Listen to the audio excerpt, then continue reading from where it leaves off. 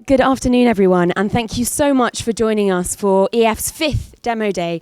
It's fantastic to see so many early-stage investors in the room, and I hope you're going to have a thoroughly enjoyable afternoon. This is, I think we can say safely, the biggest demo day that Europe has ever seen. This afternoon, you're going to see 25 companies, all of which have been created through EF. Before we start and before we get stuck into the companies, which is what this afternoon is all about, Matt and I just wanted to give you a brief update on EF and where we're at the moment. We also have a couple of announcements that we wanted you to be the first to hear. But just to have a brief overview of where we've come from. So 4 years ago when we started, there was a status quo. There was a status quo about investing in startups. That was you found a team that had an idea and you gave them some cash. And then hopefully something good would happen. And sometimes that happened and sometimes that didn't.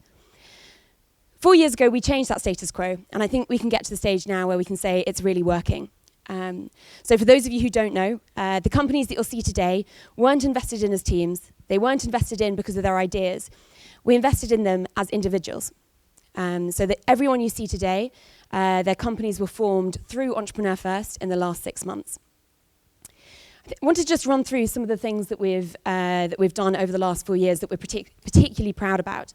The first thing, and I think the thing that we're probably most well known for, is for bringing exceptional talent into the ecosystem.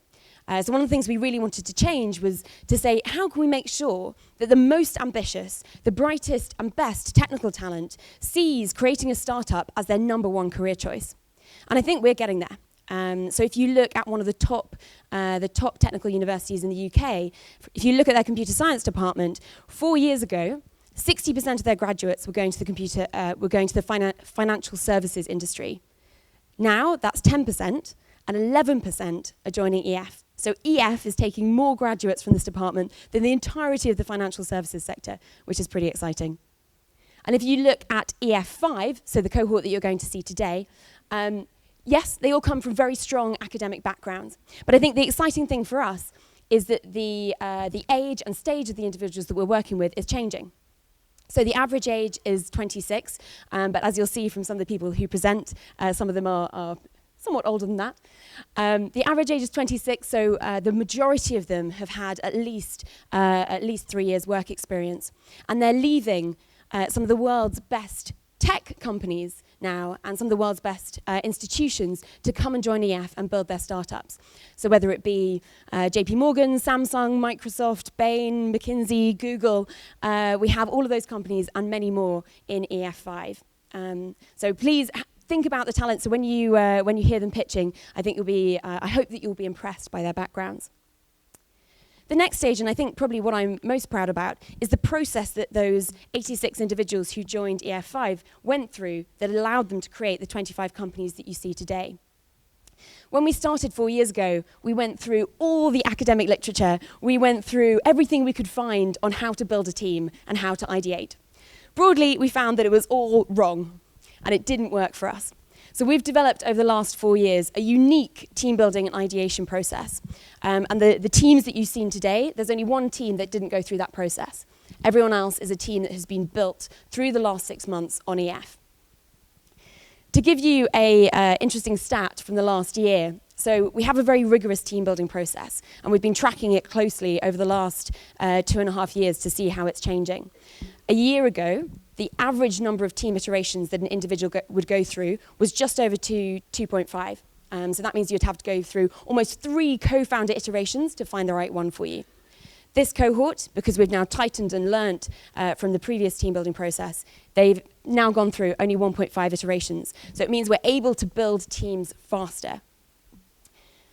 Edge ideation has been a problem that we've been trying to crack for a long time. How do you help very talented technical individuals to ideate in a way that matches their skills, knowledge, and potential? We had a problem which could loosely be described as people with crazy technical PhDs wanting to build dating apps. And we saw this again and again and again. We now have a concept called Edge.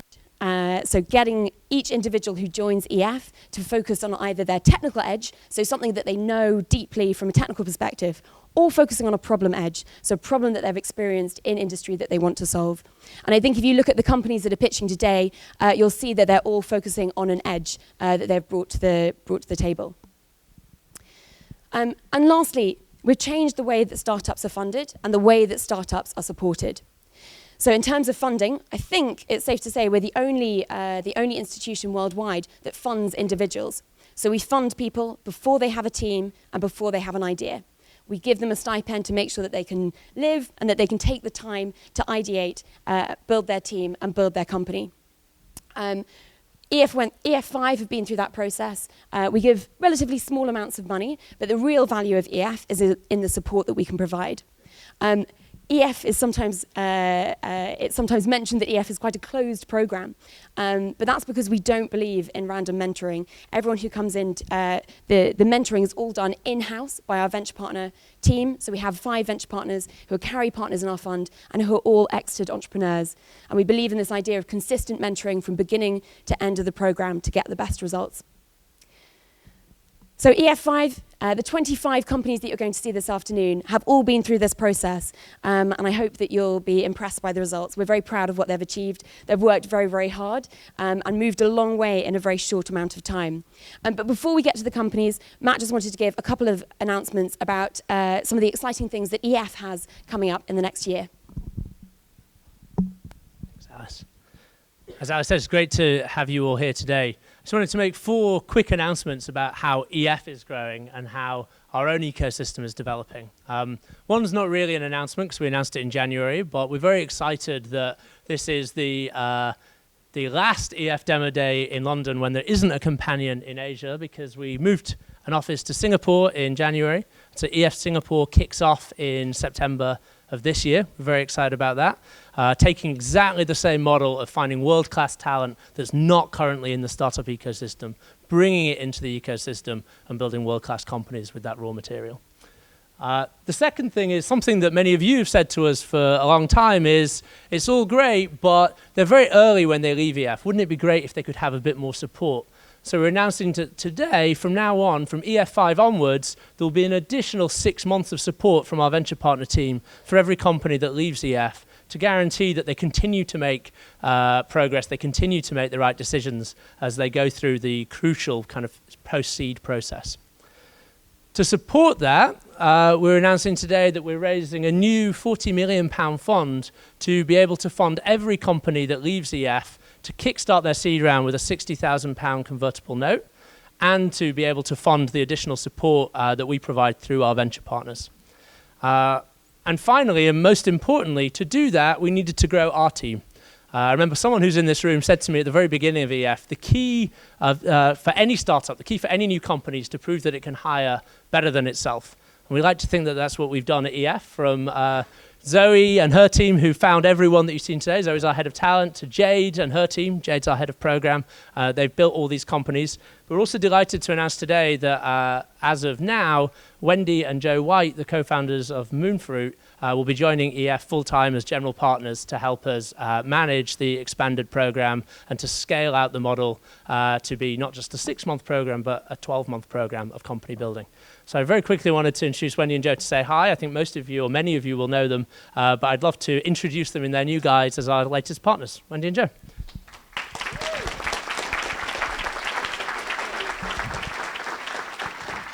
Hello, thank you. I think we know many people actually in the room from different parts of our life. Thank you to Matt and Alice. We've been blown away actually by the EF team and the cohorts and companies they've produced. And we've been venture partnering now for 9 months. And we first came in, obviously, like many of you, just to see whether we could invest in a few good companies.